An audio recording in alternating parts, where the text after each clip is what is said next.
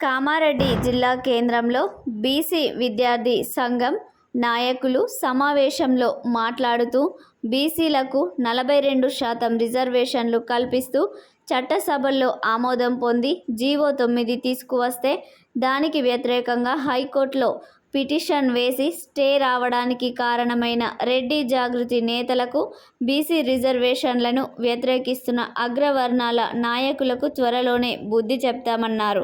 Stay వచ్చిన వెంటనే అహంకారపూరితమైన అగ్రవర్ణ నాయకులు టపాసులు కాల్చి సంబరాలు చేసుకోవడం శోచనీయం అన్నారు.